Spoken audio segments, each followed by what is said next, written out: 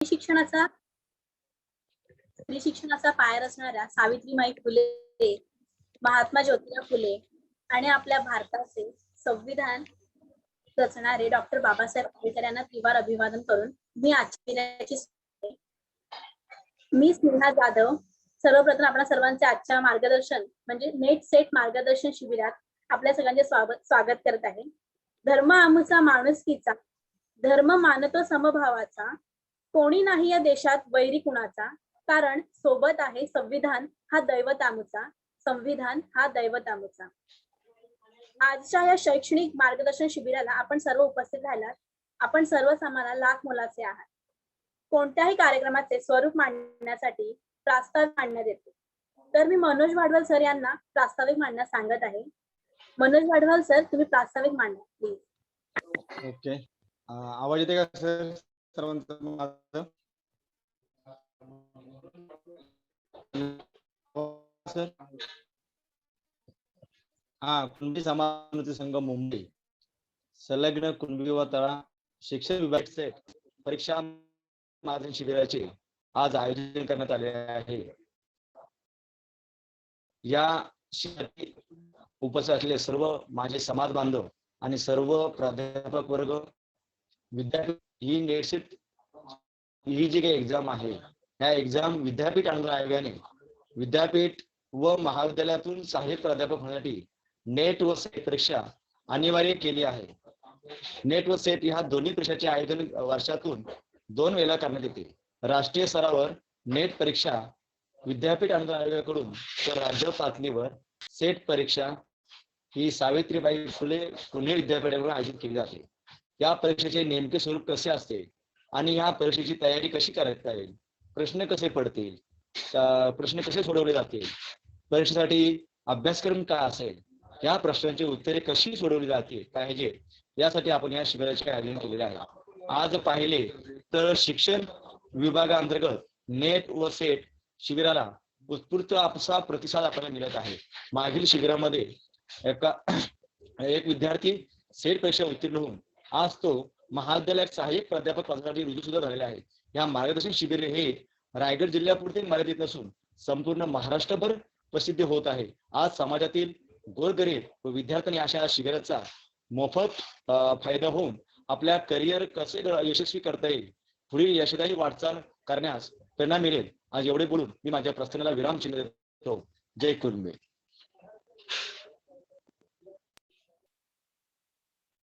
Hello madam. Hello madam. धन्यवाद मनोज.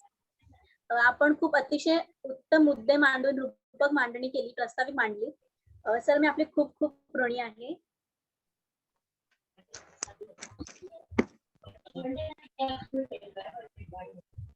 आपले वरिष्ठ की आमच्या वेळी असे मार्गदर्शन खूप छान झालं असतं. म्हणून मार्गदर्शन आणि मार्गदर्शक त्यांचे खूप मोलाचे योगदान आपल्या आयुष्यातील प्रत्येक टप्प्यात. शिबिरात प्राध्यापक अतुल रामदास नगरकर सर हे आपले मार्गदर्शक आपल्याला लाभले आहेत. Atul sir MA, MEd, MLIB, set education, net set, LIB, science अशा विविध पदव्या त्यांनी प्राप्त केल्या आहेत. सर, मी तुम्हाला विनंती करते की त्यांनी आपले बहुमोलाचे मार्गदर्शन आम्हाला करावे. Thank you very much Sneha madam. प्रथम छत्रपती शिवाजी महाराजांना अभिवादन करतो.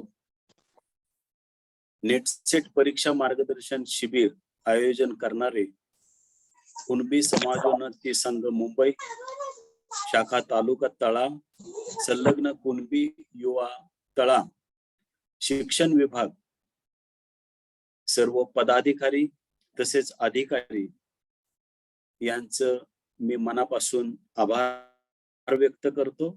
तसेच रिसोर्स पर्सन म्हणून मला आमंत्रित करणारे श्री मनोज वाधवान सर यांचा देखील मी आभारी आहे. आणि सर्व सहभागी बांधव आणि भगिनी यांचे आभार आज अत्यंत मनापासून मी व्यक्त करतो. आणि आजचा हा महत्वाचा विषय नेट आणि सेट पेपर 1 ची चर्चा आज आपण इथे करणार आहोत. सरांनी मगाशी प्रास्ताविकामध्ये सांगितलं की अशा मार्गदर्शन शिबिरांचं आयोजन याच्यासाठी होत असतं की समाजातील सर्वांना अशा शिबिरांचा फायदा व्हावा आणि जास्तीत जास्त पार्टिसिपेंट म्हणजे सहभाग घेणारे जे सगळे प्रोफेशनल्स असतील, विद्यार्थी असतील, प्राध्यापक असतील, या सर्वांना याचा फायदा व्हावा हा एकमेव उद्देश असून त्या उद्देशाला मी रिसोर्स पर्सन म्हणून मी अतुल नगरकर कोल्हापूरहून आहे. मी प्रयत्न करणार आहे. सर्वात अगोदर मी तुम्हाला माझी ओळख थोडी वेगळ्या पद्धतीने मी करून देणार आहे. कारण या पहिल्या स्लाइड मध्ये असं दिसतंय की माझ्या नावापेक्षा माझ्या डिग्र्या खूप जास्त आहे. तर तळागाळातून येत असताना, परिस्थितीशी सामना करत असताना बऱ्याच डिग्र्या मला मिळालेल्या आहेत. मी असं म्हणजे लहानपणी असं काही ठरवलेलं नव्हतं की एवढ्या डिग्र्या म्हणजे माझ्याकडे येतील वगैरे. तर यामध्ये तरी सुद्धा ITI आणि NCTVT आणि 10 वर्षाचा टेक्निकल अनुभव ऑटोमोबाईल सेक्टरचा तो लिहिलेला नाहीये मी. तो जर लिहिला असता तर अजून थोडं वाढ झाली असती. सांगण्याचा मुद्दा असा आहे की शिक्षण जरी लांब लचक असलं किंवा खूप मोठं असलं तरी शेवटी आजच्या व्याख्यानामध्ये मी काय बोलणार आहे हे जास्त महत्वाचं आहे. तर आज नेटसेट पेपर 1 जो की माझ्या जिव्हाळ्याचा विषय आहे, कारण मी MA देखील केलेला आहे. एज्युकेशन मध्ये मी सेट पण आहे. तसेच लायब्ररी सायन्स मध्ये नेट आणि सेट या दोन्ही ज्या पात्रता परीक्षा आहेत त्या देखील मी उत्तीर्ण आहे. त्यामुळं माझा एक प्रामाणिक प्रयत्न राहील की तुमच्यापर्यंत आता पेपर 1 तसा त्याचा सिलेबस युनिट 10 जे युनिट आहेत ते खूप वास्ट आहेत, परंतु 1 ते सव्वा तासामध्ये याचा जिस्ट तुम्हाला त्याच्या बेसिक कन्सेप्ट समजावून सांगण्यासाठी मी प्रयत्न करतो. सहभागी सर्वांचे मनापासून आभार. जेव्हा आपण नेटसेटचा विचार करतो तेव्हा काही प्रश्न आपल्या मनामध्ये पडत असतात की यामध्ये नेमकी कंडक्टिंग एजन्सी कोणती आहे. तर तिचं उत्तर आहे नॅशनल टेस्टिंग एजन्सी. ही परीक्षा नॅशनल टेस्टिंग एजन्सी त्यांच्या मार्फत होत असते. नेट म्हणजे काय तर नॅशनल एलिजिबिलिटी टेस्ट, सेट म्हणजे काय तर स्टेट एलिजिबिलिटी टेस्ट. या पेपरचं नाव काय आहे तर बऱ्याच जणांना पेपर पास झालं तरी नाव माहिती नसतं, परंतु आपण हे लक्षात ठेवायला पाहिजे की हा पेपर आहे general paper on teaching and research aptitude. आता ऍप्टिट्यूड म्हणजे अभियोग्यता, ऍटिट्यूडच्या पुढची स्टेप म्हणजे ऍप्टिट्यूड आहे. हे आपल्याला इथं लक्षात ठेवायला पाहिजे. पेपर 1 मध्ये टोटल 10 युनिट आहे. हे सर्वश्रुत आहे, तुम्ही अभ्यास करतच असाल. तर 10 युनिट आहे हे नव्याने सांगायला नको. अजून बऱ्याच गोष्टी आहेत की याचे फायदे काय. तर या परीक्षा जेव्हा तुम्ही पास होता नेट किंवा सेट, जर सेट परीक्षा उत्तीर्ण झाला तर महाराष्ट्र आणि गोवा या 2 राज्यामध्ये तुम्ही असिस्टंट प्रोफेसर साठी एलिजिबल होता. जर नेट परीक्षा झाली, पास झाला तर पूर्ण देशामध्ये तुम्ही कुठेही लेक्चररशिप म्हणा किंवा असिस्टंट प्रोफेसर साठी किंवा लायब्ररियन होण्यासाठी तुम्ही पात्र ठरता आणि देशामध्ये कुठल्याही राज्यामध्ये तुम्ही अप्लाय करू शकता. मग फक्त असिस्टंट प्रोफेसर होण्यासाठीच ही परीक्षा द्यायची का तर नाही, त्याच्याबरोबर अनेक फायदे आहेत. ते फायदे कोणते आहेत तर तो दुसरा एक फायदा असा आहे की या परीक्षेमध्ये नेट JRF जर तुम्ही कमी वय असेल आणि तुम्ही एलिजिबल असाल आणि जर ज्युनियर रिसर्च फेलोशिप तुम्हाला मिळाली तर तुम्हाला आर्थिक लाभ तसेच PhD ला ऍडमिशन आणि PhD ला स्कॉलरशिप देखील तुम्हाला भेटणार आहे. नेट किंवा सेट परीक्षा पास झाल्यानंतर सारथी सारख्या, बार्टी सारख्या फेलोशिप देखील तुम्हाला भेटतात. त्याचा देखील लाभ तुम्हाला घेता येतो. मग एवढे सगळे लाभ असताना ही परीक्षा का नाही पास व्हायचं हाच खरा प्रश्न आहे. तर मला असं वाटतं की जवळजवळ 25 पेक्षा जास्त पार्टिसिपेंट्स इथं आहेत. तर असं आपण एक ठरवूया की आता येणारी नेट ही परीक्षा मला पास व्हायचंच आहे आणि त्याच्यासाठी मी रात्रंदिवस कष्ट हे करणारच आहे. पुढे जाऊयात आपण. आता पहिलं मी एक ॲक्रोनिम बनवलेला आहे. बऱ्याच वेळा असं होतं की यामध्ये 10 युनिट आहेत आणि ते 10 युनिट माझ्या लक्षात राहत नाही. मग हे लक्षात ठेवण्यासाठी काहीतरी ट्रिक हवी आहे. मग इथं आपण एक ट्रिक बनवलेली आहे. ती ट्रिक अशी आहे बघा, TRCCM LDIF. TRCCM LDIF. खूप सोपी आहे बघा. पहिला टी जो आहे तो टीचिंग आहे. म्हणजेच थोडं इलॅबोरेट केलं तर आपल्याला समजून येईल की हे टीचिंग ऍप्टिट्यूड आहे. म्हणजे अध्यापन अभियोग्यता आहे. बरोबर. दुसरा जो युनिट आहे तो रिसर्च ऍप्टिट्यूड आहे. म्हणजेच त्याला मराठीमध्ये संशोधन अभियोग्यता असं म्हटलं जातं. तिसरा जो आहे कॉम्प्रेहेन्शन आहे. तो भाषेवर आधारित एक पॅसेज तुम्हाला मराठी किंवा इंग्रजीमध्ये दिलेला असेल. नेटची परीक्षा असेल तर तो हिंदी किंवा इंग्लिशमध्ये असेल. त्या पॅसेजवर तुम्हाला काही प्रश्न विचारलेले असतील आणि त्या प्रश्नांची अचूक उत्तर तुम्हाला इथे द्यावी लागतील. त्याच्यानंतर चौथा युनिट जो आहे कम्युनिकेशन. त्याला मराठीमध्ये आपण संप्रेषण असं म्हणतो. आता कम्युनिकेशन तुम्हाला करताना एक टीचर म्हणून तुम्हाला कम्युनिकेशन करायचंय, विद्यार्थ्यांचं कम्युनिकेशन तुम्हाला ऐकून घ्यायचंय. या पद्धतीने कम्युनिकेशनचा अर्थ आपल्याला घ्यायचा आहे. मॅथमॅटिकल रिझनिंग, यामध्ये मॅथमॅटिकल काही सम तुम्हाला सोडवावे लागतील, काही गणितीय कोडी किंवा प्रश्न तुम्हाला सॉल्व्ह करावे लागतील आणि तशा 5 प्रश्नांची उत्तरं दिली की तुम्हाला आउट ऑफ मार्क मिळतील. त्यानंतर 6वा जो युनिट आहे तो युनिट आहे लॉजिकल रिझनिंग. तर लॉजिकल रिझनिंग, लॉजिक म्हणजे काय? तर लॉजिक म्हणजे तर्क आणि रिझनिंग म्हणजे काय? कारण मीमांसा. तर तर्कावर आधारित कारण मीमांसा असते आणि यामध्ये विधान आणि कारण यांचा मेळ तुम्हाला बसवायचा असतो. त्याच्यानंतर 7वा युनिट जो आहे तो आहे डाटा इंटरप्रिटेशन. त्यालाच मराठीमध्ये आपण म्हणतो अर्थनिर्वचन, माहितीचे अर्थनिर्वचन. तर हा जो डाटा इंटरप्रिटेशनचा भाग आहे तो आहे 7व्या युनिटमध्ये. पण तुम्ही एक लक्षात इथं घ्यायला पाहिजे की दुसरा जो युनिट आहे रिसर्च ऍप्टिट्यूड, त्याच्यावरच हा आधारित डेटा इंटरप्रिटेशनचा भाग आहे. कारण रिसर्च मध्ये काही डेटा कलेक्शन केला जातो. कलेक्शन करून नुसतं चालणार नाही, तर डेटा कलेक्शन केल्यानंतर आपल्याला डेटा इंटरप्रिट करता आला पाहिजे. का? कारण त्याच्यानंतर जे निष्कर्ष निघतात ते डेटा इंटरप्रिटेशन किंवा डेटा अनालिसिस वर आधारित असतात. याच्यासाठी आपल्याला डेटा इंटरप्रिट करावा लागतो. त्याच्यानंतरचं युनिट आहे त्याचं खूप छान नाव आहे, ज्याला आपण इन्फॉर्मेशन कम्युनिकेशन टेक्नॉलॉजी असं म्हणतो. आणि हे परत युनिट आयसीटी जे आहे ते सर्व युनिटला रिलेट करतं. कारण का? आपल्या जीवनातला कुठलाही भाग असा राहिला नाही की ज्यांनी आयसीटीनी ते व्यापला नाही. प्रत्येक भाग म्हणजे आता असं होणार नाही की एखादा मनुष्य असा भेटेल की तो मोबाईल वापरत नाही. एखादा मनुष्य भेटेल, परंतु 99% लोकांकडे मोबाईल आहे, आयसीटी आहे, पेटीएमचा वापर होत आहे, फोन पेचा वापर होत आहे, मोठ्या प्रमाणात होत आहे. म्हणून एक शिक्षक म्हणून तुम्हाला देखील आयसीटीचा उपयोग करता आला पाहिजे. कशासाठी करता आला पाहिजे हो? तर विद्यार्थ्यांना जास्तीत जास्त चांगलं ज्ञान तुम्हाला पोहोचवायचं असेल तर या टूलचा वापर तुम्ही केला पाहिजे. आता तुम्ही म्हणाल सर तुम्ही कोल्हापूरमध्ये, आम्ही नांदेडला आहे, कोण रायगडला आहे, कोण मुंबईमध्ये आहे, तरी सुद्धा आम्ही तुम्हाला ऐकू शकतो. का? तर ही इन्फॉर्मेशन कम्युनिकेशन टेक्नॉलॉजीची ताकद आहे. This is the strength of ICT. 9वा जो युनिट आहे त्याला आपण जनरली पर्यावरण असं म्हणत आलेलो आहे. पण याचं खरं नाव काय आहे? People development and environment. म्हणजे काय? लोकांचा विकास आणि पर्यावरण.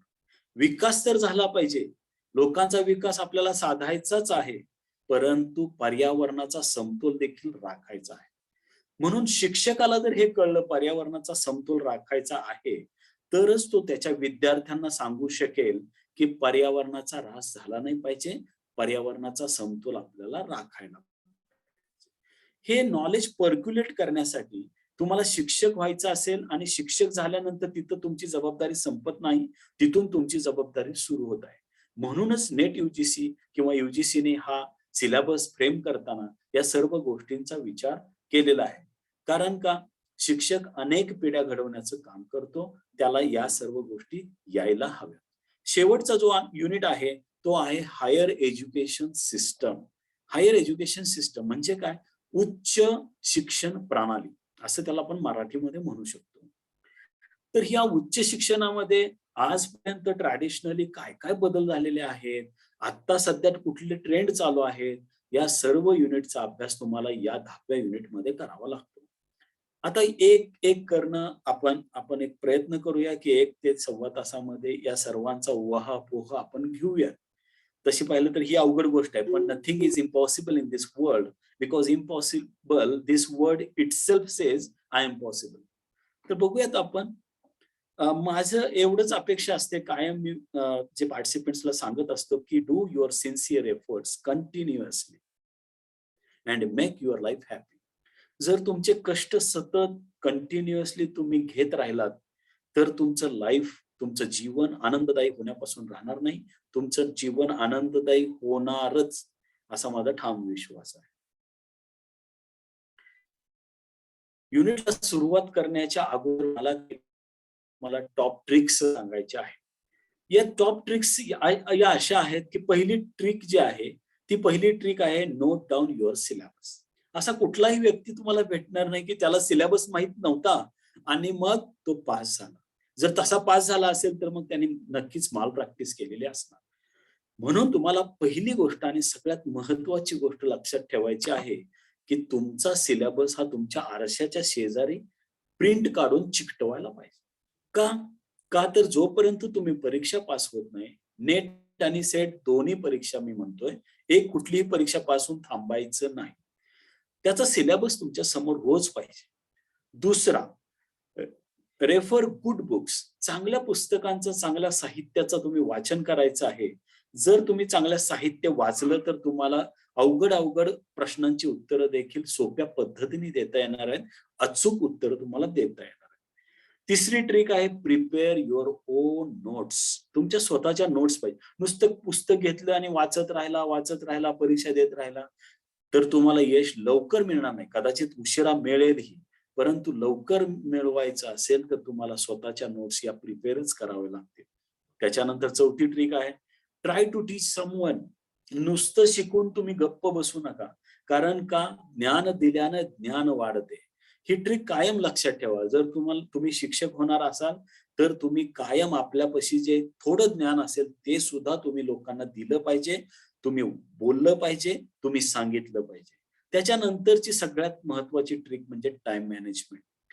आता कुठं फॉर्म सुटलेत, मग बघू की ऍडमिट कार्ड आल्यानंतर सुरू करूया, या सर्व अंधश्रद्धा आहेत. त्याच्यापासून सावध राहा. कारण का माहितीये का, एक एक दिवस, एक एक तास, एक एक मिनिट महत्वाचा असतो ज्यावेळेस तुम्ही अस्पायरंट्स असता. अस्पायरंट्स म्हणजे काय? तुम्ही नेट सेटचा पाठलाग करत असता आणि पाठलाग करत असताना एक एक मिनिटाचा हिशोब तुमच्याकडे असायलाच हवा. त्याच्यानंतर कीप अपडेटेड. जर तुमचं अपडेट नसेल तर तुम्ही कदाचित उशिरा पास होईल. जर तुमचं नॉलेज अपडेटेड असेल तर लवकर पास होण्याची गॅरंटी आहे. त्यानंतरची ट्रिक आहे रिव्हिजन अँड सेल्फ अनालिसिस. माझं खरोखर 10 युनिट मधला कुठला युनिट चांगला आहे? आता मी एमएड झालेलो आहे, माझा टीचिंग ऍप्टी चांगला आहे. मी एमएड झालेलो आहे, माझा रिसर्च ऍप्टी चांगला आहे. परंतु मी मॅथमॅटिकल रिझनिंग वर जास्त लक्ष कॉन्सन्ट्रेट करायला पाहिजे. असं स्वतःचं अनालिसिस स्वतः करायला शिकलं पाहिजे. त्यानंतरची ट्रिक आहे ती म्हणजे take help of solve papers and online mock test papers.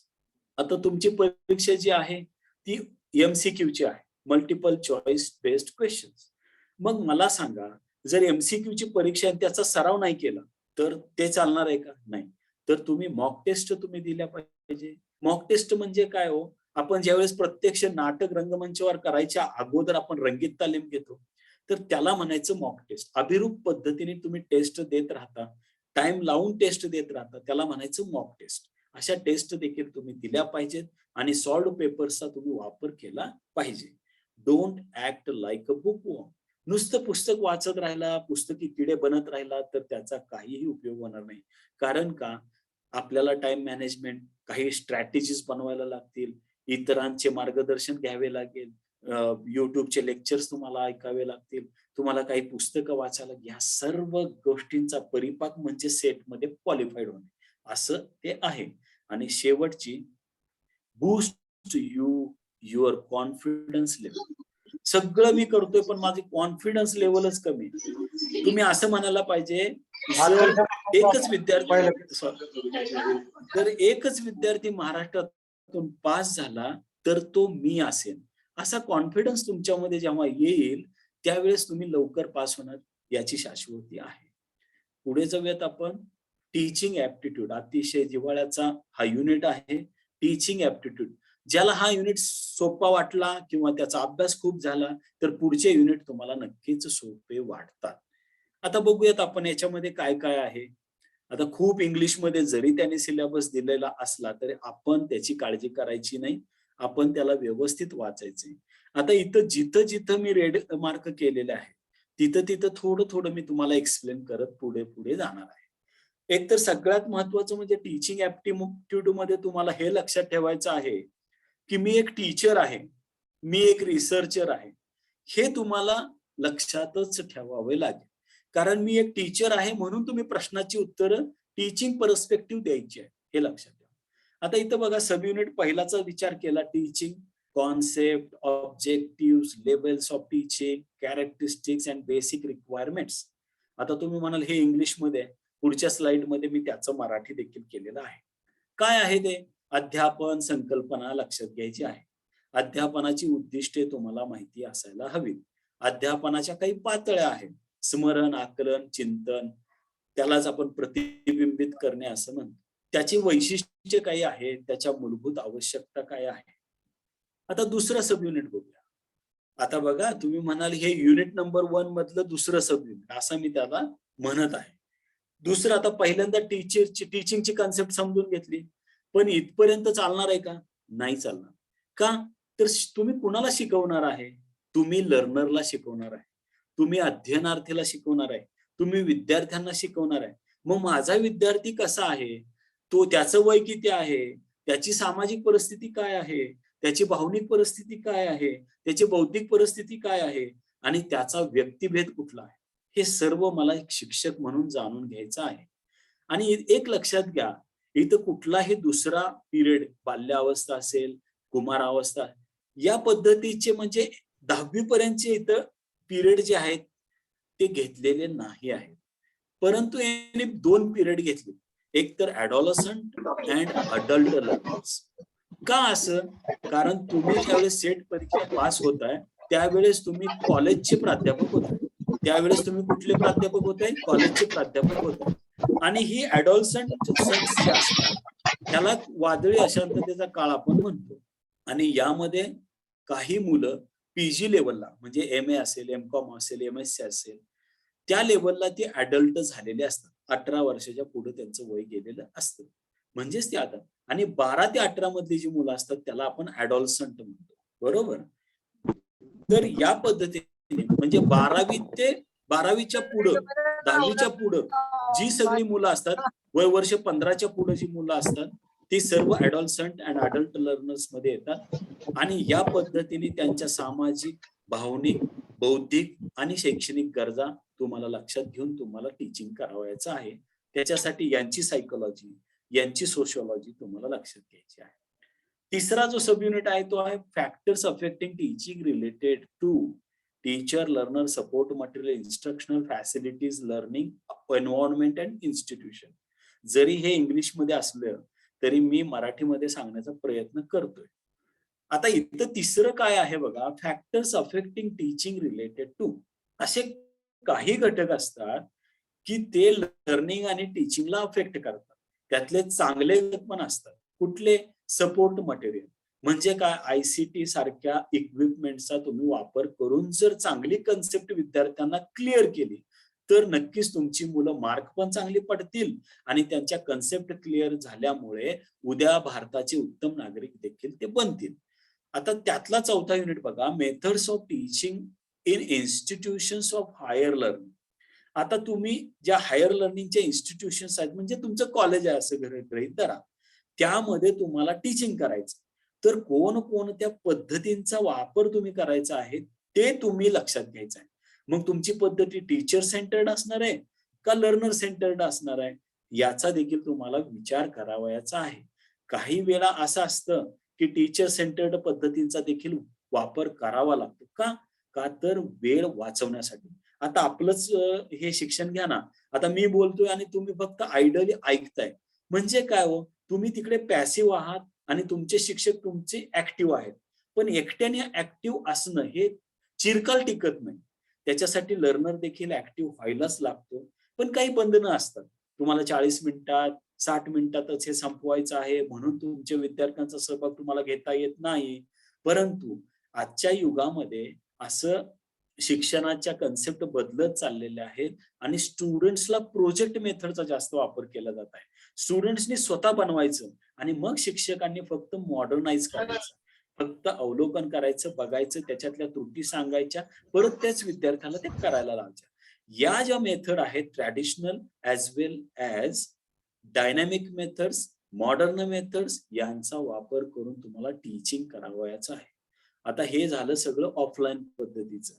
पण काही ऑनलाईन पद्धतीच्या पण पद्धती आता आलेल्या आहेत. त्यांचा अभ्यास तुम्हाला या परीक्षेसाठी करावाच लागेल. किंबहुना याच्या पुढे जाऊन स्वतः सर्टिफिकेशन स्वयंची करायला लागतील. स्वयंप्रभा वापरावा लागेल.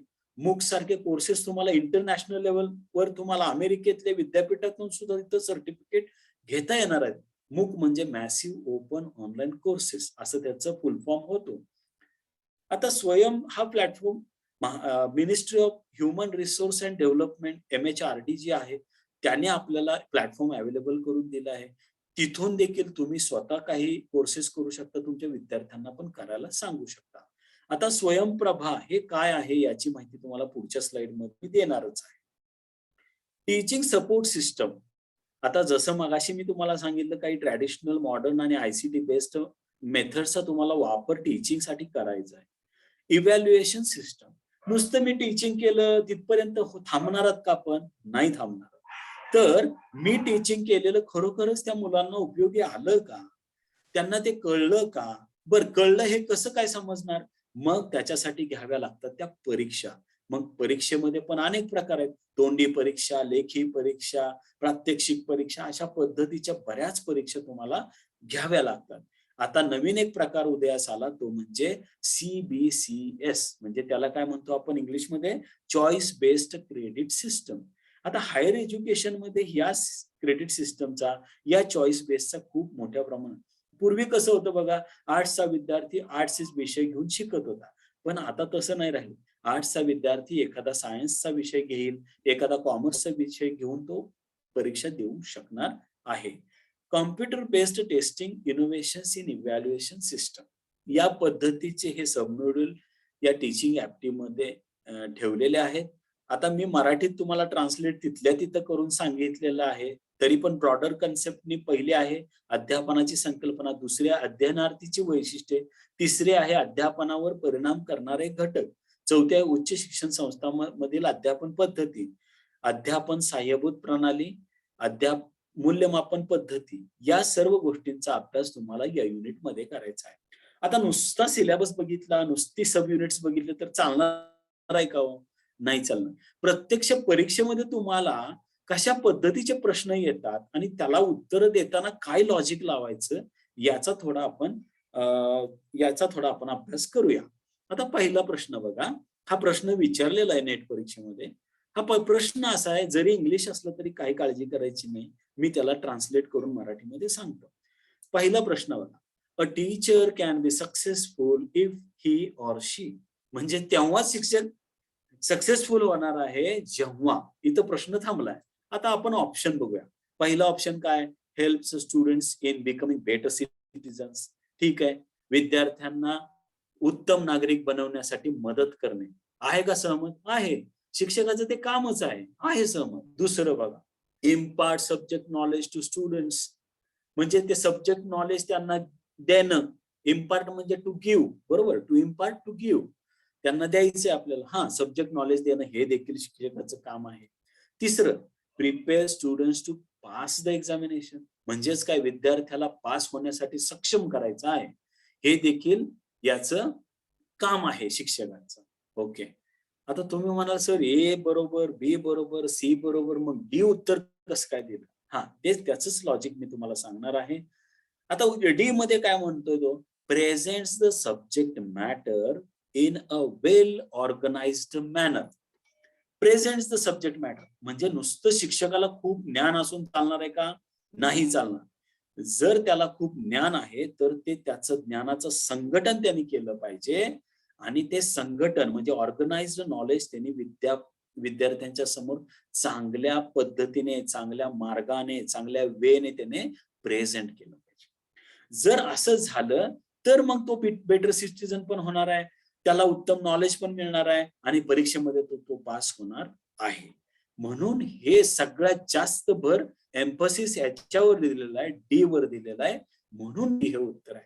आता मी अजून एक पर्याय ह्याच्यामध्ये वाढवलेला असता, ए बी सी डी आणि ई, आणि ई पर्यायमध्ये मी असं लिहिलेलं असतं ऑल द अबाव. तर तुमचं उत्तर असलं असतं ऑल द अबाव म्हणजे सर्वच पर्याय बरोबर आहेत, उपरोक्त सर्वच पर्याय बरोबर आहेत. अशा पद्धतीने प्रश्नांची उत्तर तुम्हाला जर देता आली तर तुम्ही नक्कीच नवीन असाल, जुने असाल तर या अटेम्प्टला तुम्ही पास होणार. परंतु माझे एक तुम्हाला नम्र विनंती अशी आहे की ज्या वेळेस इंग्रजीमध्ये प्रश्न असेल, हिंदीमध्ये प्रश्न असेल, आपला गोंधळ उडवायचा नाही. प्रश्न एकदा वाचा, नाही समजला दोनदा वाचा, नाही समजला तीनदा वाचा. तीनदा वाचल्यानंतर माझी खात्री आहे की तुम्हाला तो व्यवस्थित समजेल. पुढचा प्रश्न बघूया.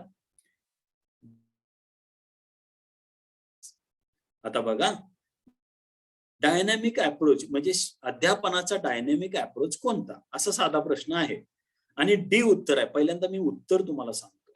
The students should be required to learn through activities. म्हणजे काय? म्हणजे तुमचा विद्यार्थी ऍक्टिव्हिटीद्वारे शिकण्यासाठी तयार असला पाहिजे. आता इथं त्याने कुणावर भर दिलाय? विद्यार्थ्यावर भर दिलाय. आता पहिला ऑप्शन बघा, teaching should be forceful and effective. म्हणजे तुमचं जे अध्यापन आहे ते इफेक्टिव्ह असलं पाहिजे आणि फोर्सफुल असलं पाहिजे. विद्यार्थ्यांना काही झालं तर तुम्ही ते दिलंच पाहिजे, फोर्सफुली दिलं पाहिजे. त्याची इच्छा असो नाहीतर नसो. हे चालणार आहे का? नाही चालणार. दुसरा बघा, teacher should be energetic and dynamic. नुसता शिक्षकच एनर्जेटिक आहे हो, पण विद्यार्थी पॅसिव्ह राहत असेल तर ते चालणार आहे का? नाही. जेवढे शिक्षक शिकवताना मेहनत घेतोय तेवढीच विद्यार्थी शिकताना मेहनत घेतला तर त्याला सक्सेस मिळणार आहे. हे इथं लक्षात ठेवायचं आहे. आणि C, the topics of teaching should not be static but dynamic. त्याचं जे टॉपिक तुम्ही शिकवताय त्याला गती पाहिजे, तो असा एका जागेवर स्थिर नसायला पाहिजे. हे देखील बरोबर आहे, परंतु विद्यार्थ्यांचा सहभाग उपरोक्त 3 मध्ये नाही आणि विद्यार्थ्यांचा सहभाग डी मध्ये आहे, म्हणून डी हे आन्सर आहे. आता एक प्रश्न असा विचारला गेलेला आहे, indicate the number of regional offices of NCTE. आता तुम्ही म्हणाल इथे NCTE कुठे लिहिलेलं नाही, मी फक्त शॉर्ट फॉर्म वाचला, तुम्ही फुल फॉर्म बघताय, एवढाच तो फरक आहे. National council of teacher education. बरोबर, आपली जी DED, BEd, MEd कॉलेज चालतात ना, यांच्या अंब्रेला खाली ते चालत असतात आणि ह्यांची ती मदर इन्स्टिट्यूट आहे NCTE. आता याचे 4 रिजनल सेंटर्स कुठं आहेत, किती आहेत विचारलंय. अतिशय सोपा प्रश्न आहे, याचे 4 प्रश्न तयार होऊ शकतात. किती आहेत, कुठं आहेत, त्याची स्थापना कधी झाली, म्हणजे रिजनल सेंटर तयारच कधी झाले? तयार झाले म्हणजे the regional committee came into existence on 6 जानेवारी 1996. 1996, 6 जानेवारी 1996 ला हे 4 प्रादेशिक ऑफिसेस तयार करण्यात आलेली आहेत. मग 4 कुठं कुठं आहेत? मग एक जयपूरला आहे, एक बेंगलुरूला आहे, एक भुवनेश्वरला आहे आणि एक भोपाळला आहे. आणि याचा पण दिशांवर आधारित आहेत बघा, एक ईस्ट, वेस्ट, साऊथ आणि ईस्ट या पद्धतीने ते 4 प्रकार आहेत. NCTEच्या वेबसाईटला तुम्ही भेट द्या, या 4 प्रकारांची तुम्ही माहिती घ्या. चौथा प्रश्न आहे, which of the following does not belong to a projected aid. आता हे तर 3, याचा मराठी अर्थ सांगतो तुम्हाला की खाली 4 असे घटक दिलेले आहेत, त्यातले 3 घटक जे आहेत ते प्रोजेक्टेड एड आहेत आणि एक घटक असा आहे की तो प्रोजेक्शन करत नाही. बरोबर. आता तुम्ही म्हणाल की प्रोजेक्शन म्हणजे काय? प्रक्षेपित करणे, ज्याच्यावर लाईट मारल्यानंतर आपल्याला फोकस दिसतो ना, त्याला प्रोजेक्शन म्हणायचं. आता ओव्हरहेड प्रोजेक्टर तुम्ही OHP कदाचित वापरला असेल आणि OHP वर स्लाइड ठेवल्यानंतर जी प्रोजेक्शन व्हायचं भिंतीवर किंवा व्हाईट बोर्डवर आणि ते आपण बघायचो, that is very familiar to us. म्हणून तो प्रोजेक्टर आहे, ओव्हरहेड प्रोजेक्टर आहे, तो प्रोजेक्टर एड आहे, दॅट इज इट. एपिडायस्कोप हा देखील प्रोजेक्शन करतो, स्लाइड प्रोजेक्टर हा देखील प्रोजेक्शन करतो. पण ब्लॅकबोर्ड जो आहे तो प्रोजेक्शन स्वतः नाही करत, किंवा त्याच्यावर आपण जे फळ्यावर लिहितो ते प्रोजेक्शन नाही म्हणता येणार. हा, ते दिसतं, पण त्याला प्रोजेक्टेड वेगळं काही प्रोजेक्शन साठी काही एड नसतं. त्याच्यामुळे प्रोजेक्टेड एड ते नाही आहे, डज नॉट बिलॉंग टू, हे लक्षात ठेवा, नॉट हे लक्षात ठेवायचं. 5वा प्रश्न घेऊयात आपण. Which of the following is not characteristic of a good achievement test. आता अचिव्हमेंट टेस्ट याचा अर्थ मी तुम्हाला थोडक्यात सांगतो. अचिव्हमेंट टेस्ट म्हणजे काय? संपादनूक चाचणी. आता संपादनूक चाचणी एवढं मराठी अवघड कशाला सांगताय सर तुम्ही, व्यवस्थित सांग. मी आता परत सोपं करून, प्रश्नपत्रिका, विद्यार्थ्यांचं मूल्यमापन करण्यासाठी वर्गाच्या शिक्षकांनी बनवलेली एक प्रश्नपत्रिकाला त्याला म्हणायचं अचिव्हमेंट टेस्ट. ही अचिव्हमेंट टेस्ट कशी नसायला पाहिजे हा प्रश्न आहे. Which of the following is not a characteristic, म्हणजे खालील 3 वैशिष्ट्य आहेत पण एक वैशिष्ट्य होत नाही. मग काय? रिलायबिलिटी म्हणजे सत्यता पाहिजे, त्याच्यानंतर ऑब्जेक्टिव्हिटी म्हणजे वस्तुनिष्ठता पाहिजे, व्हॅलिडिटी म्हणजे त्याची वैधता पाहिजे. पण ॲम्बिग्युइटी, आता ॲम्बिग्युइटी म्हणजे काय हा मराठी मधला शब्द माहिती असेल, संदिग्धता.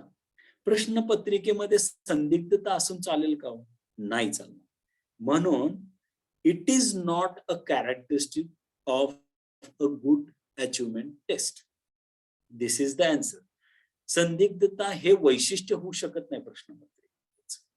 आता तुम्हाला माहिती असेल, मी ज्यावेळेस स्कूलिंग मध्ये होतो 5वी 6वी 7वी 8वी 9वी 10वी ला, त्यावेळेस आमचे सर वर्गात यायचे आणि ते सांगायचे, मुलांनो प्रश्न दुसरा ए, तिथं इजच्या ऐवजी आर करून घ्या, नॉटच्या ऐवजी, या पद्धतीने ते सूचना करायचे. म्हणजेच काय, प्रश्नपत्रिकेमध्ये संदिग्धता होती, ते सर तिथं येऊन ती संदिग्धता काढून टाकायचे आणि ती प्रश्नपत्रिका अचूक बनवायचे. आता इथं उत्तर आहे ॲम्बिग्युइटी, सी इज द आन्सर. मी मगाशी म्हटलं होतं की स्वयंप्रभा काय आहे, कारण का मागच्या सिलेबस मध्ये हा प्रकार नव्हता. स्वयं नव्हता, स्वयंप्रभा नव्हता, मूक नव्हता. आता नवीन सिलेबस जो नेट पेपर 1 ला आलेला आहे त्याच्यामध्ये या गोष्टी ऍड झाल्या. हे अतिशय सोपं, वेळ घालवणार नाही, कारण मला हे 1.25 तासात सगळे युनिट तुम्हाला थोडक्यात सांगायचे. मला फक्त एकदा सांगा, मनोज सर, हे जे चाललेलं आहे, जे पद्धतीने स्पीड आहे, ते योग्य आहे का? कुणीतरी एक जण सांगा फक्त. हॅलो, ठीक आहे. स्वयंप्रभा. तर Swayamprabha is a group of 34 DTH channels devoted to telecasting of high quality educational programs. काही नाही हो, हा फक्त 34 DTH चॅनलचा एक ग्रुप आहे. त्याला आपण काय म्हणतो? स्वयंप्रभा म्हणतो. आणि याच्याद्वारे ब्रॉडकास्ट केले जाणारे जे कार्यक्रम आहेत किंवा टेलिकास्ट, ब्रॉडकास्ट हे रेडिओसाठी वापरतो, पण टेलिकास्ट हे टेलिव्हिजनसाठी आपण वापरतो. टेलिकास्टिंग करण्यासाठी हे जे प्रोग्राम्स असतात ते एज्युकेशनल असतात, हे इथं लक्षात ठेवण्याची गोष्ट आहे. 24/7 हे अवेलेबल आहे, म्हणजे 24 तास आणि 7 दिवस या पद्धतीने ते अवेलेबल आहे. आणि याचं प्रक्षेपण कशामुळे शक्य झालेलं आहे? GSAT-15 satellite. आता याच्यावर 2 ते 3 प्रश्न तयार होतात, ही स्लाइड बघून तुमच्या लक्षातच येणार. आता याच्यामध्ये 34 DTH direct to home channel जे आहे त्याचे परत 2 ग्रुप पडतात. त्यातले 22 चॅनल जे आहेत ते हायर एज्युकेशनला डील करतात, तर 12 चॅनल हे स्कूल एज्युकेशनला डील करतात. आणि टोटल हे जे 34 DTH चॅनल आहेत हे मगाशीच मी तुम्हाला बोललो. याचा इंटरफेस ऑफ स्वयंप्रभा. इंटरफेस म्हणजे काय? ऑफिशियल वेबसाईटचं पहिलं पान, याला म्हणायचं इंटरफेस. आता जेव्हा तुम्ही स्वयंप्रभा सारख्या वेबसाईटला, ऑफिशियल वेबसाईटला भेट देता आणि द्यावी, एक नेटसेटचा अध्ययनार्थी किंवा तुम्ही परीक्षार्थी म्हणून याला भेट अवश्य द्या. आणि याच्यामध्ये 3 जे डोमेन आहेत, एक हायर एज्युकेशनचा डोमेन आहे, दुसरा आहे तो स्कूल एज्युकेशनचा आहे आणि तिसरा जो आहे तो आर्काइव्हलचा आहे. तर याच्यामध्ये बरेच व्हिडिओ त्यांनी ठेवलेले आहेत, डायरेक्ट चॅनल तिथे अवेलेबल आहे. ते चॅनल काय आहे, त्याच्यामध्ये कुणाला उपयोग होऊ शकतो, हे का सांगतं हे तुम्हाला? का तर if you are going to become a lecturer or assistant professor or teacher, If you will know that, you will be knowing this, then only you will capable to give information about Swayamprabha to your children or to your students. त्यामुळे तुम्ही समजा आडात असेल तर पोहऱ्यात येईल हो. जर शिक्षकालाच माहित नसेल तर तो विद्यार्थ्याला काय सांगणार, हा क्वेश्चन मार्क आहे. परत स्वयंप्रभाला तुम्ही एकदा भेट द्या, या वेबसाईटला तुम्ही भेट द्या. पुढे जाऊयात आपण. रिसर्च ऍप्टिट्यूड हा युनिट असा आहे की तो विषय कोणताही असू द्या, तुमचा हिस्ट्री असू दे, जिओग्राफी असू दे, कुठलाही विषय असू दे, त्या विषयामध्ये तुम्हाला याचं ज्ञान आवश्यक आहे. प्लस पेपर 1 मध्ये सुद्धा या विषयाचं ज्ञान तुम्हाला आवश्यक आहे. या विषयासाठी आवर्जून तुम्हाला वेळ काढावाच लागेल. पण जर हा विषय समजला तर याच्यासारखा विषय दुसरा सोपा कुठलाच नाही. आता मी थोडक्यात या विषयाची तुम्हाला माहिती करून देणार. रिसर्चचा अर्थ काय आहे, त्याचे टाइप्स काय आहे, त्याची वैशिष्ट्ये कुठली आहेत, हे झाली पहिली लाईन. दुसरी लाईन काय सांगते बघा, positivism and post positivistic approach to research. आता positivism and post positivistic approach हा बऱ्याच जणांना कळत, परंतु त्याच्यामध्ये फार सोपा आहे. ज्यावेळेस पॉझिटिव्हिझम येतं ना, त्यावेळेस तुम्ही लक्षात ठेवायचं क्वांटिटेटिव्ह, आणि पोस्ट पॉझिटिव्हिस्टिक अप्रोच जो असतो तो त्याला क्वालिटेटिव्हली सिमिलर लक्षात ठेवायचं. हे अप्रोच आहे आणि खाली परत मेथड्स दिलेले आहेत. परत हे 2 शब्द येणारच आहे. पण ज्यावेळेस तुम्ही अप्रोच मध्ये कुठल्या मेथड्स असतील असं जर त्यांचा प्रश्न आला तर तुम्ही पोस्ट पॉझिटिव्हिस्टिक मध्ये तुम्ही क्वालिटेटिव्हचे मेथड सांगायचे आहेत आणि पॉझिटिव्हिझम मध्ये तुम्ही क्वांटिटेटिव्हचे मेथड सांगायचे आहेत. हा इथं लक्षात घेण्यासारखा भाग आहे. आता मेथड्स ऑफ रिसर्च मध्ये परत एक्सपेरिमेंटल, डिस्क्रिप्टिव्ह, हिस्टॉरिकल, क्वालिटेटिव्ह आणि क्वांटिटेटिव्ह मेथड्स, या मेथडचा अभ्यास तुम्हाला बारकाईने करावा लागणार आहे. त्यालाच प्रायोगिक, वर्णनात्मक, ऐतिहासिक, गुणात्मक आणि संख्यात्मक पद्धती असं म्हणतात. मी तिथल्या तिथं मराठी करतोय. का करतोय? का तर विद्यार्थ्यांना ते व्यवस्थित समजावून सांगण्यासाठी. स्टेप्स ऑफ रिसर्च, काही रिसर्चच्या स्टेप्स असतात. सिनॉप्सिस ज्यावेळेस तुम्ही बनवता, संशोधनाचा आराखडा जेव्हा तुम्ही बनवता, त्यावेळेस काही स्टेप्स तुम्हाला फॉलो करावे लागतात. त्यांचा अभ्यास तुम्हाला इथं बारकाईने करावे लागेल. Thesis and article writing, format and styles of referencing. आता ज्यावेळेस तुम्ही थिसिस लिहिता, ज्यावेळेस तुम्ही एखादं कॉन्फरन्ससाठी किंवा जर्नलसाठी आर्टिकल लिहिता, त्यावेळेस ते लिहित असताना तुम्हाला काही संदर्भ घ्यावे लागतात. ते संदर्भ घेत असताना किंवा ते आर्टिकल लिहित असताना तुम्हाला काही स्टाईल्स वापरावे लागतात.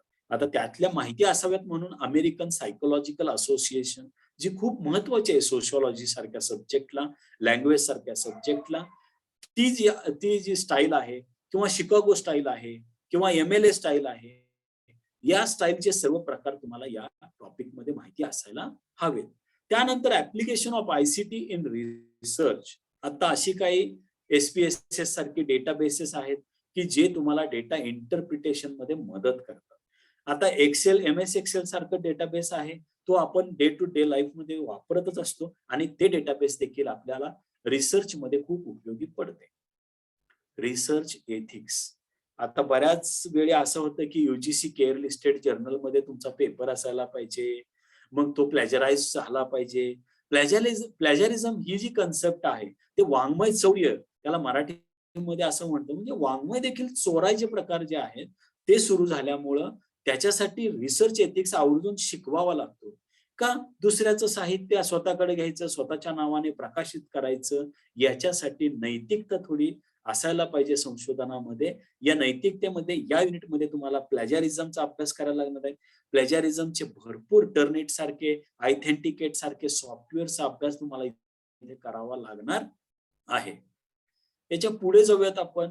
हाच युनिट जो आहे संशोधनाच्या पद्धती, संशोधनाच्या पायऱ्या, शोध प्रबंध आणि शोध निबंध लेखन, संशोधनात ICTचा उपयोग आणि संशोधनातील नैतिकता, हे त्याला मराठीमध्ये आपण असं वाचू शकतो किंवा पाहू शकतो.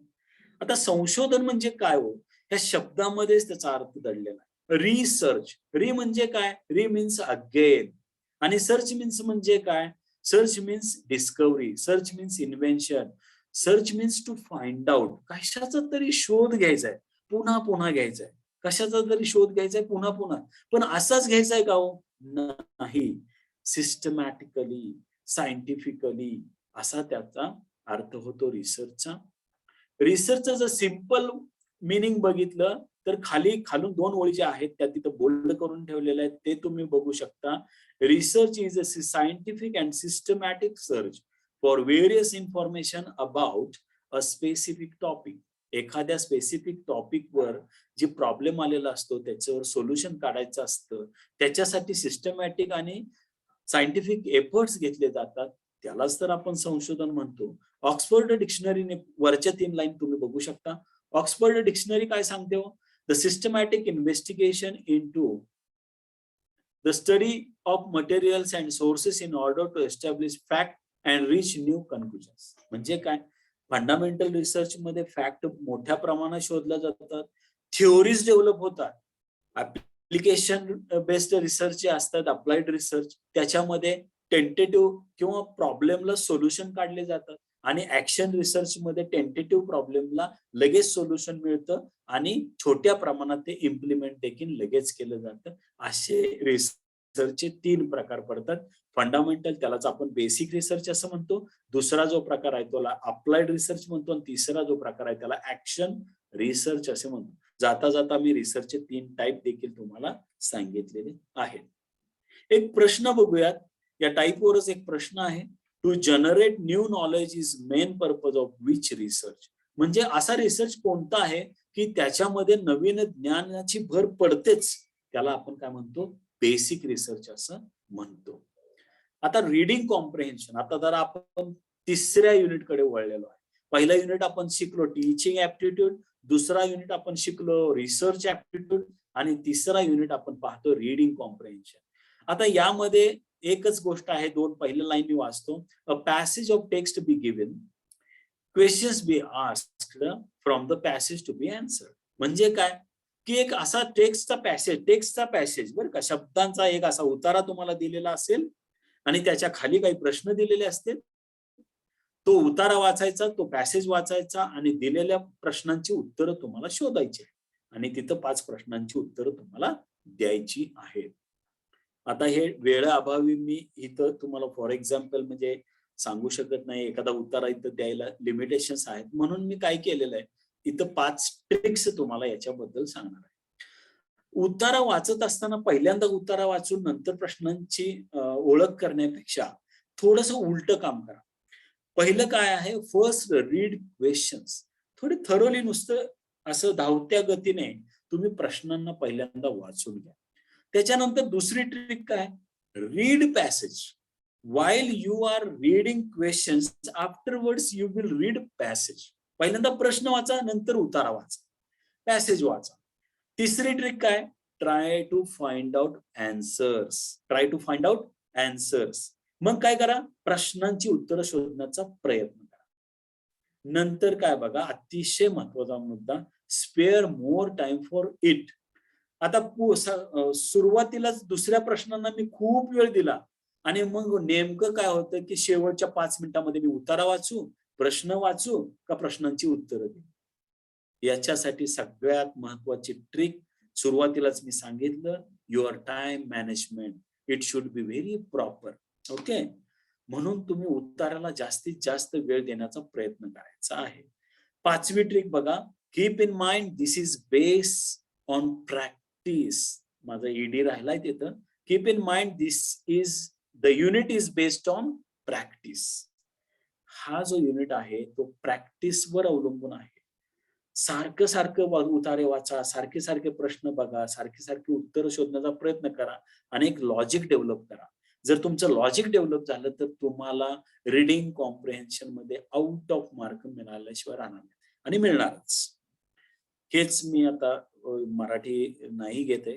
पुढे जाऊयात आपण. कम्युनिकेशन, त्याला मराठीमध्ये काय म्हणतात, संप्रेषण असं त्याला मराठीमध्ये म्हणतात. कम्युनिकेशन याचं मिनिंग काय हो? कम्युनिकेशनचं मिनिंग लक्षात ठेवायला खूप सोपं आहे. एक लक्षात घ्या, मी सेंडर आहे म्हणजे मी बोलतोय, किंवा माझ्या हातात एक मोबाईल आहे, मी काय केलं, मी एक मेसेज टाईप केला म्हणजेच काय, मेसेज. त्याच्यानंतर त्या मोबाईलचा वापर केला म्हणजेच काय, मीडियम. त्याच्यानंतर मी सेंडचं क्लिक केलं, तो गेला रिसिव्हर कडे. किती गोष्टी झाल्या? सेंडर आला, मेसेज आला, मीडियम आला आणि रिसिव्हर आला. पण रिसिव्हर कडे माझा मेसेज पोहोचल्यानंतर कम्युनिकेशन कम्प्लीट होतंय का? नाही होत. कम्युनिकेशन ही एक अशी सायकल आहे की ती तेव्हाच पूर्ण होते जेव्हा रिसिव्हर तुम्हाला रिप्लाय करतो, तेव्हा त्याची एक सायकल पूर्ण होते. हे मिनिंग आहे, हे साधं मिनिंग आहे. ही ज्या वेळेस तुम्हाला कन्सेप्ट क्लिअर होते, मग तुम्ही टाइप्स विचारा, मग त्याची वैशिष्ट्ये विचारा, त्याचे बॅरियर्स विचारा, तुम्हाला ते त्याची उत्तरं देता येतात. आता दुसरं जे आहे इफेक्टिव्ह कम्युनिकेशन, ह्याच्यामध्ये दुसरं तिसरं काही सांगितलं नाही. याने सांगितलेले आहेत त्याचे प्रकार, verbal and non verbal communication.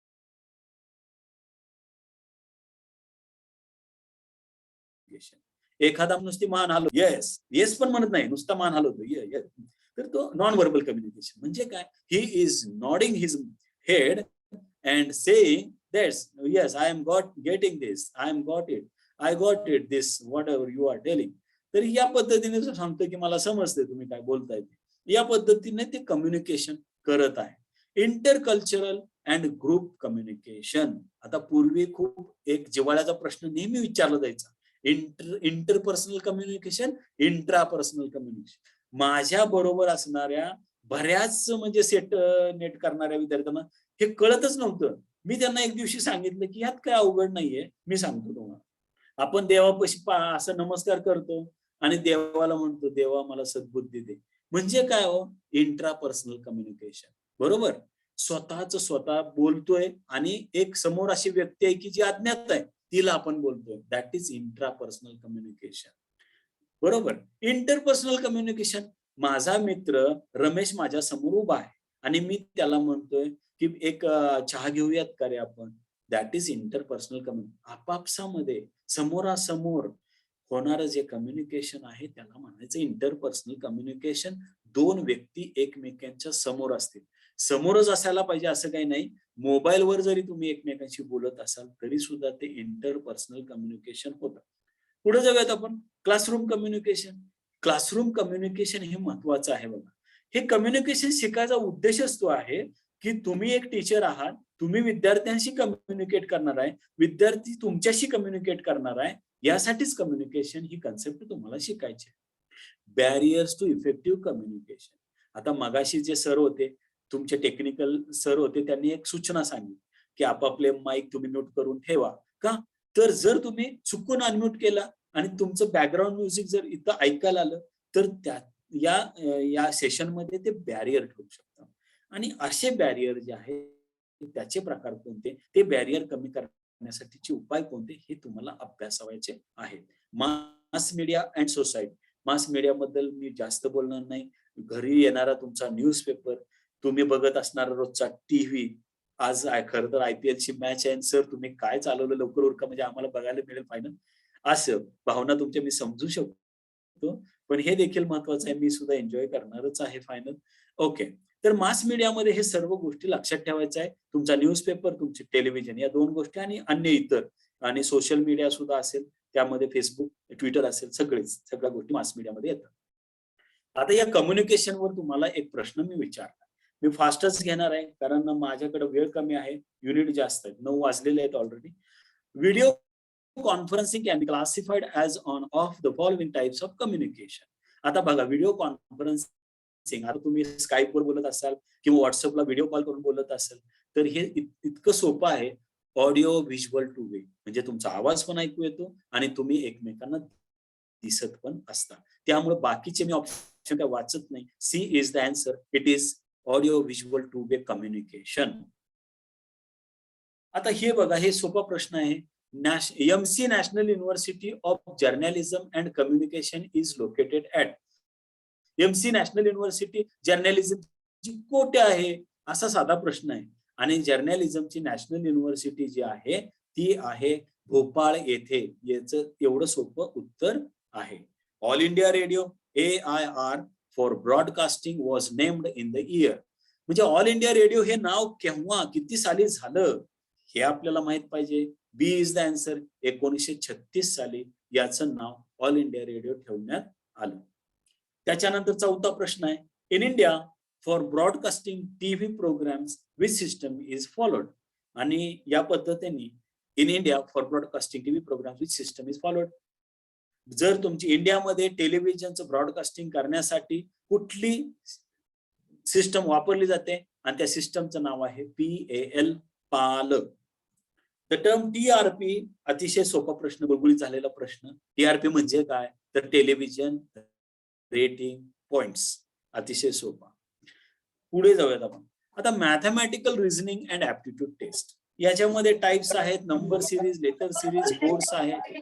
Mathematical aptitude मध्ये fraction, time, distance, ratio, proportion and percentage, profit and loss, interest and discounting, averages etcetera.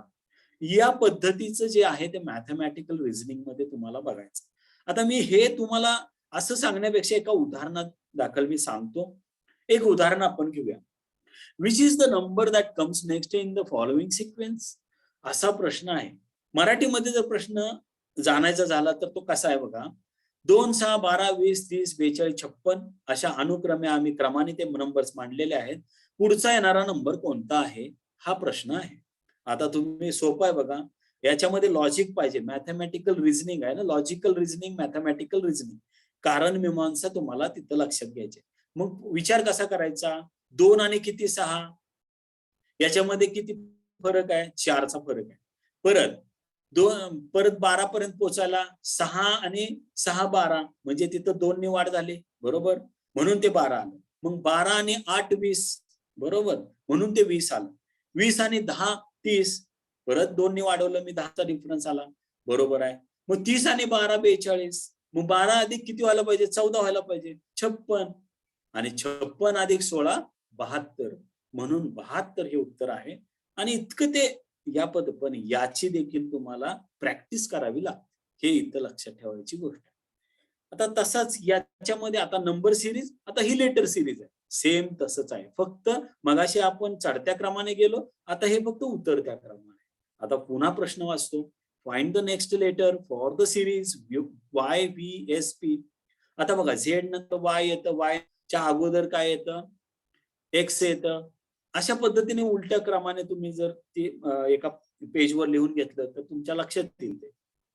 आणि इथं लक्षात घ्यायचंय की UVWXY म्हणजे याच्यामध्ये परत 2चा फरक आहे, आणि याचा उलट्या क्रमाने त्यांनी मांडलेला आहे. PQRSTUV याच्यामध्ये TUV याच्यामध्ये 2चा फरक आहे. त्याच्यानंतर PQRS म्हणजे परत 2चा फरक आहे, आणि म्हणून त्याच्या अगोदर 2 ने तुम्ही अलीकडे आला तर तो होतो MNOP. या पद्धतीचा आहे, म्हणून उत्तर कुठलं आहे बघा, M. आणि हे मॅथमॅटिकल रिझनिंग मध्ये एक छोटस उदाहरण मी तुम्हाला दिलं, सोपंच आहे. या पद्धतीची गणित तुम्हाला सोडवावी लागतात, आणि जर तशी सोडवली तर तुम्हाला नक्कीच त्याचा फायदा होतो. Logical reasoning. आता लॉजिकल रिझनिंग मध्ये हे खूप दिलेलं आहे, मी तो वाचणार नाही, कारण तुम्ही तेवढे कॅपेबल आहात, तुम्ही PG झालेलं आहे, तुमचं UG झालेलं आहे, त्यामुळे मी फक्त एक्झाम्पल घेतो. आता एक्झाम्पल मध्ये पहिलं एक्झाम्पल बघा, which one of the following is not an argument. आता इथं लॉजिकल म्हणजे काय, तर्क लावायचा, आणि रिझनिंग म्हणजे काय, कारण मीमांसा करायची. आता मी एक एक करून वाचतो. Devdutt does not eat in the day, so he must be eating at night. म्हणजे काय, देवदत्त दिवसा जेवत नाहीये तर त्यांनी रात्रीचं जेवलं पाहिजे. पहिलं वाक्य झालं. त्याच्यानंतर C वाचतो मी. Devdatt eats in the night, so he does not eat during the day. Devdatt रात्रीचं जेवतो म्हणून त्यांनी दिवसा जेवलं नाही पाहिजे. हे दुसरं वाक्य. म्हणजे तर जेवलं पाहिजे, जेवलं नाही पाहिजे, या पद्धतीचं ते दोन्ही वाक्य. चौथं वाक्य बघा. Since Devdutt does not eat in the day, he must be eating in the night. जरी तो दिवसा जेवला नाही तर त्याने रात्रीचं जेवायला पाहिजे, असं ते वाक्य आहे. पण B वाक्य नीट तुम्ही लक्षात घ्यायचं. B वाक्य काय आहे, if Devdutt is growing fat, Devdutt हा जाड होत चाललेला आहे, फॅट होत चाललेला आहे. If he does not eat during the day, he will be eating at night. मग तो दिवसा जेवला नाही तर तो रात्री तो जेवेल, अशा पद्धतीचं वाक्य. परंतु इथं एक कारण आहे, इथं एक विधान पण आहे. त्यामुळं हे आर्ग्युमेंट होऊ शकते आणि त्यामुळेच हे उत्तर आहे. One of the following is not an argument. म्हणजे काय, ही आर्ग्युमेंट होऊ शकणार नाही, म्हणून बी उत्तर आहे. बाकीचे सगळे आर्ग्युमेंट होतात, बाकीचे सगळे आर्ग्युमेंट होतात, पण ही मात्र आर्ग्युमेंट होऊ शकत नाही. अशा पद्धतीचं हे थोडं मी उलट सांगितलं, तर थोडं दुरुस्त करून घ्यावं लागेल. ही आर्ग्युमेंट होऊ शकणार नाही, बाकीच्या 3 आर्ग्युमेंट होणार आहेत.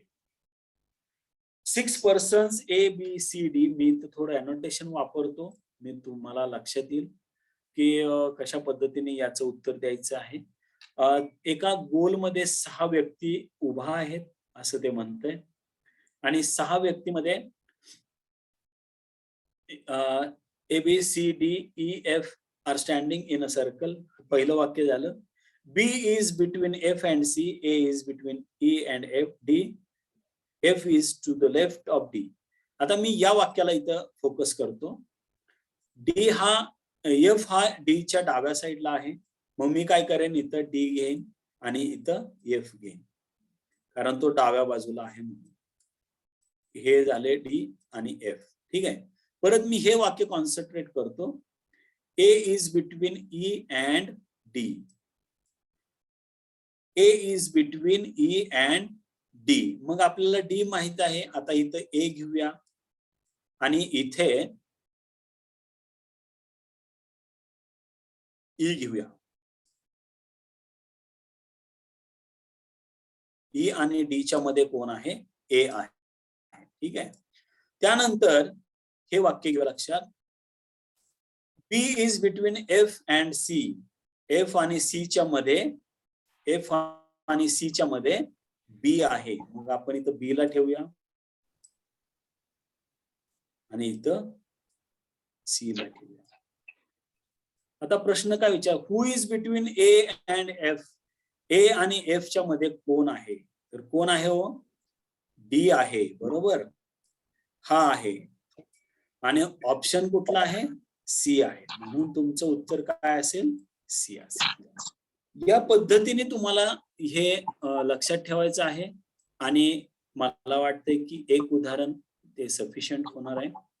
अनोटेशन मी पण ओके आपण अनोटेशन कसं करायचं.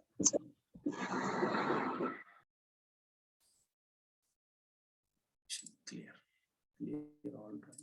ओके, तर इथे आता बघूयात आपण डेटा इंटरप्रिटेशन. डेटा इंटरप्रिटेशन मध्ये काही तुम्हाला आलेख दिलेले असतात. मी सुरुवातीला सांगितलं अशा पद्धतीचे आलेख तुम्हाला दिलेले असतात, त्याच्यावर काही प्रश्न असतात. एकच प्रश्न घेतलाय वेळेअभावी मी.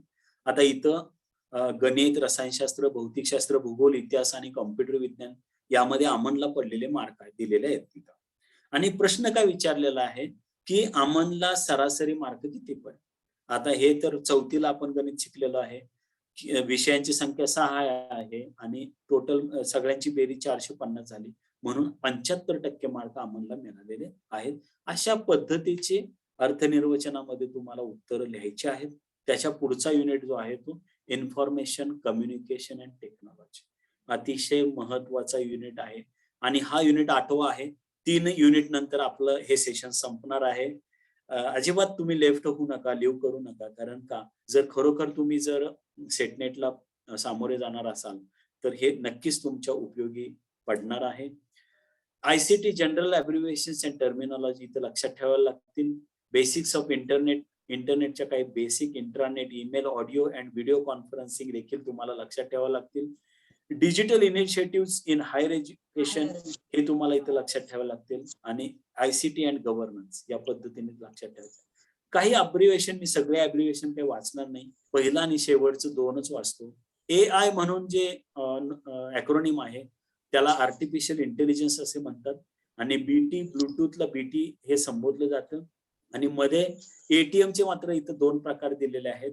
ऑटोमेटेड टेलर मशीन, जे आपण बँकिंगसाठी ATM वापरतो ते, परंतु दुसरा अजून एक त्याचा ॲक्रोनिम होतो किंवा ॲब्रिव्हिएशन होतं, ते म्हणजे कॉम्प्युटरसाठी वापरलं जातं, ते म्हणजे asynchronous transfer mode.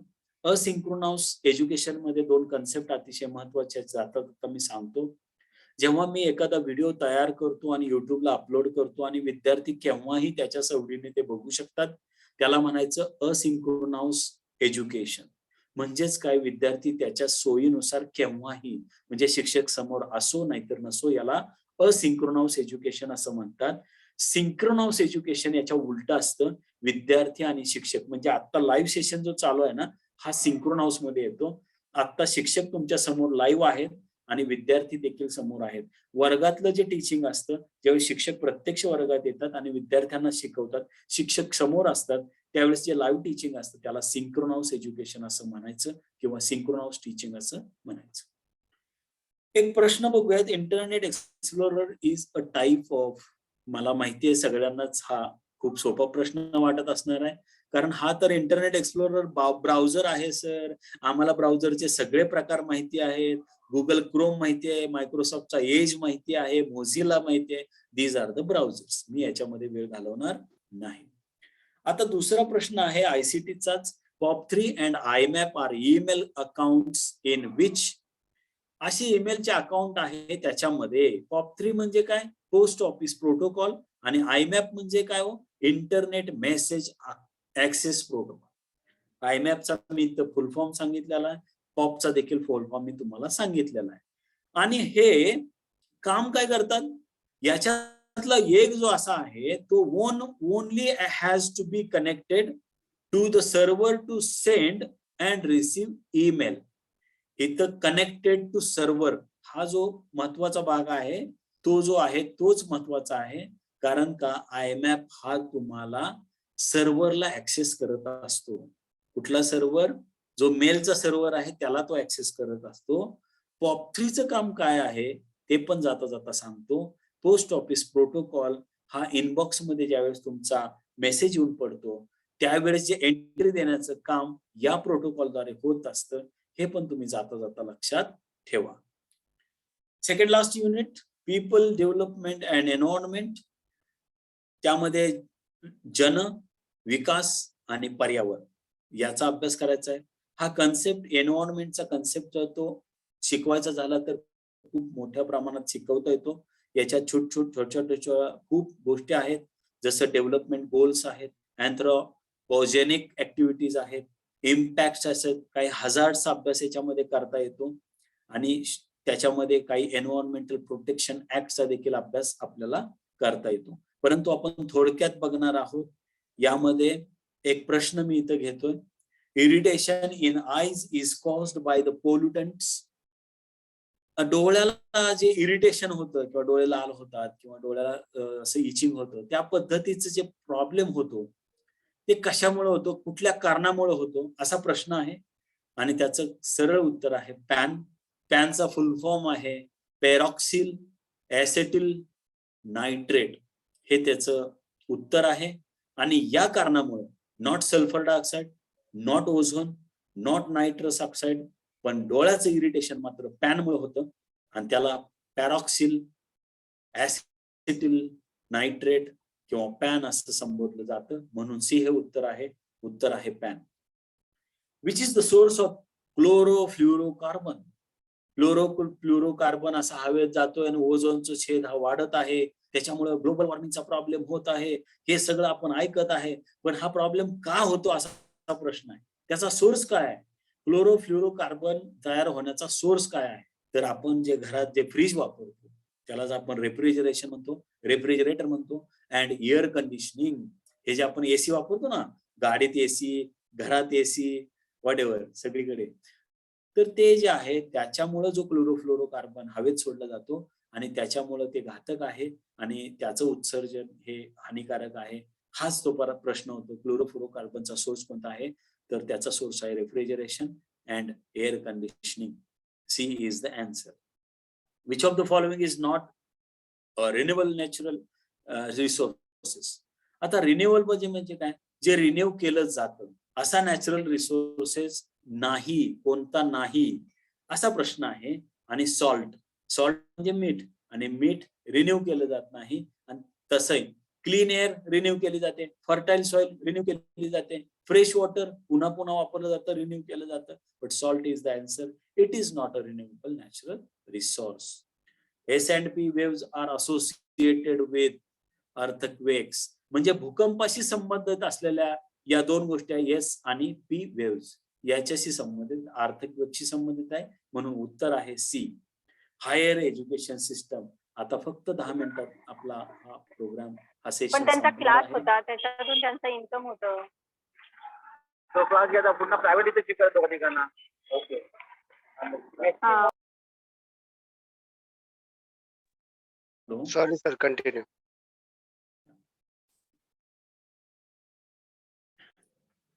Higher education system, institutions of higher learning and education in ancient India, evolution of higher learning and research in post-independence India, Oriental conventional and non-conventional learning programs in India, professional, technical and skill-based education, value education and environmental education, policies, governance and administration. तर या पद्धतीच्या higher education system ज्या आहेत त्याचा अभ्यास आपल्याला इथे करायचा आहे. आणि त्यामध्ये ज्या institutions of higher learning educated ancient India, ancient म्हणजे काय, प्राचीन, बरोबर. आणि त्यामध्ये पोस्ट इंडिपेंडन्स म्हणजे काय, स्वातंत्र्योत्तरनंतर भारतामध्ये उच्च शिक्षणाची उत्क्रांती कशी झाली त्याचा अभ्यास इथे करायचा आहे. ओरिएंटल म्हणजे काय, तर प्राचीन, त्यानंतर पारंपरिक, नॉन कन्व्हेन्शनल, अपारंपरिक, अशा पद्धतीचे लर्निंग प्रोग्रामचा अभ्यास या युनिटमध्ये आपल्याला करावा लागतो. त्याच्यानंतर professional, technical and skill based education, value education and environmental education, policies, governance and administration, या पद्धतीचा अभ्यास इथे करावा लागतो. पुढे जाऊयात आपण. हे मी उच्च शिक्षण प्रणाली, ही मुद्दाम स्लाइड मी इथं ठेवलेली आहे कारण मी सेटचा सिलेबस बघितला तर त्याच्यामध्ये मराठी ट्रान्सलेशन कुठं मला दिसलं नाही. असेल तर ते माझं लॅकिंग असेल नॉलेजचं, परंतु मी हे स्वतः ट्रान्सलेट केलं आणि या पार्टिसिपेंट्सला सगळ्यांना कळावं प्राचीन भारतातील उच्च शिक्षण आणि शिक्षण संस्थांचा अभ्यास, स्वातंत्र्योत्तर भारतात उच्च शिक्षण आणि संशोधनाची उत्क्रांती, भारतातील प्राच्य, पारंपरिक आणि अपारंपरिक शिक्षण कार्यक्रम, व्यावसायिक, तांत्रिक कौशल्यावर आधारित शिक्षण, मूल्य शिक्षण आणि पर्यावरण शिक्षण, धोरणे, शासन आणि प्रशासन, या गोष्टींचा अभ्यास इथे करावायचा आहे. युनिट नंबर शेवटचं हे मला वाटतं शेवटची स्लाइड किंवा अजून एक स्लाइड आहे का बघायला लागेल, पण शेवटची स्लाइड आहे. Thanks for your patience. Actually तुमच्या संयमाची दाद दिली पाहिजे. एक प्रश्न घेऊया शेवटचा. Which of the following statements are correct in respect of NITI Aayog. NITI आयोगाशी संबंधित खालील 4 वाक्य आहेत पण त्यातली 2च करेक्ट आहेत आणि ती म्हणजे तिसरा आणि चौथा. तिसरा काय वाक्य आहे, it is neither a constitutional body nor a statutory body. NITI Aayog ना कॉन्स्टिट्यूशनल बॉडी आहे ना स्टॅट्युटरी बॉडी आहे. आणि चौथा, it is a think tank. ती फक्त विचार करण्यासाठी दिली जाणारी एक थिंक टँक आहे. त्या पद्धतीने हे 2 आहे. It is a constitutional body, it is a statutory body, कारण दोन्ही नाहीये. फक्त तिसरं हे नकारात्मक उत्तर आहे आणि चौथं it is a think tank. त्यामुळं ह्या 2 गोष्टी तुम्ही नीती आयोगाशी संबंधित लक्षात ठेवायचं आहे. त्यामुळे 3 आणि 4 हे उत्तर आहे. आणि I think this is last question. Indian institute of advance study is located at. Indian institute of advance study कुठे स्थित आहे, तर भारतामध्ये शिमला येथे Indian institute of advance study located आहे. तिथं ती आहे, हे त्याचं उत्तर आहे. Thank you very much for your patience.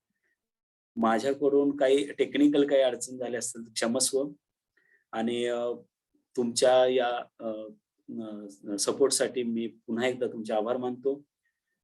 आपली संस्था कुणबी समाजोन्नती संघ मुंबई, शाखा तालुका तळा, संलग्न कुणबी युवा तळा, शिक्षण विभाग, सर्व पदाधिकारी, तसेच सूत्रसंचालन करणाऱ्या स्नेहा जाधव मॅडम, तसेच श्री मनोज वाधवान सर यांचा मी मनापासून आभारी आहे.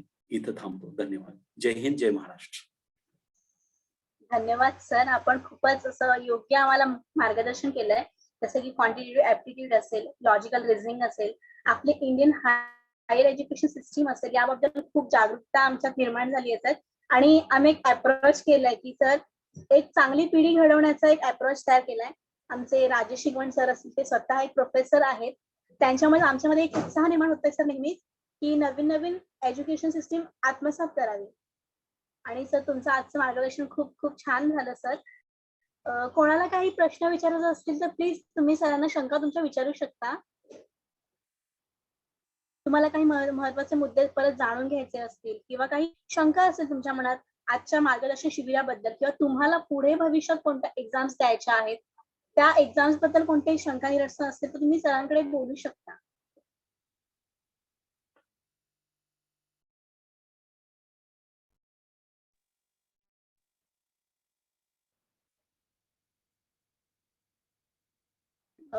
कोणी सगळे काय सगळे बरोबर आहे. ते आजचा दिवस रविवार आणि एवढा वेळ द्यायचं तसं पाहिलं तर अवघड असतं. ठीक आहे. मी आभार प्रदर्शन मांडण्यासाठी देवीदास बांद्रे सर सोलमवाडी यांना विनंती करते की त्यांनी आजचा मार्गदर्शन शिबिराचे आभार प्रदर्शन मांडावे. हॅलो, धन्यवाद मॅडम. माझा आवाज येतोय ना? Yes sir. Okay, thank you. Kunbi Samajonnati Sangh Mumbai शाखा तालुका तळा संलग्न कुणबी युवा तळा शिक्षण विभाग आयोजित नेट सेट परीक्षा मार्गदर्शन शिबिर आज या ठिकाणी संपन्न होत आहे.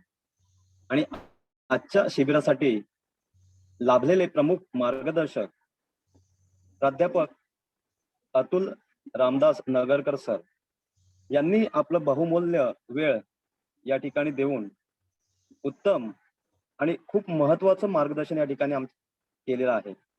एकदम साध्या सरळ आणि सोप्या भाषेमध्ये मार्गदर्शन केले आहे. तरी मी कुणबी युवाच्या तर्फे सरांचे खूप खूप खूप आभार व्यक्त करतो. त्याचप्रमाणे आजच्या कार्यक्रमाला प्रस्ताविका मनोज वाडूल सरांनी केली, त्यांचे देखील मी आभार व्यक्त करतो. त्याचप्रमाणे सूत्रसंचालन स्नेहा जाधव मॅडम यांचे देखील मी या ठिकाणी आभार व्यक्त करतो. त्याचप्रमाणे कुणबी युवाचे सर्व शिलेदार आणि प्रामुख्याने IT विभाग यांचे देखील मी या ठिकाणी आभार व्यक्त करतो. शिक्षण विभाग आणि या ठिकाणी मुख्य म्हणजे उपस्थित सर्व श्रोते वर्ग या सर्वांचे मी पुन्हा आभार व्यक्त करतो. त्याचप्रमाणे उपस्थित ज्येष्ठ वरिष्ठ मंडळी आणि सर्वांना पुन्हा एकदा मी या ठिकाणी धन्यवाद देतो. आणि हे आजचं शिबिर संपलं असं मी जाहीर करतो. धन्यवाद. जय कुणबी. धन्यवाद सर. जय कुणबी.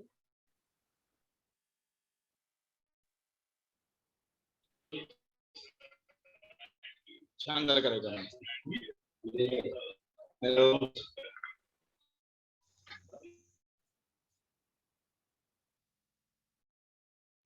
कोणाला प्रतिक्रिया करायची असेल तर प्लीज कमेंट बॉक्समध्ये पण तुम्ही प्रतिक्रिया देऊ शकता.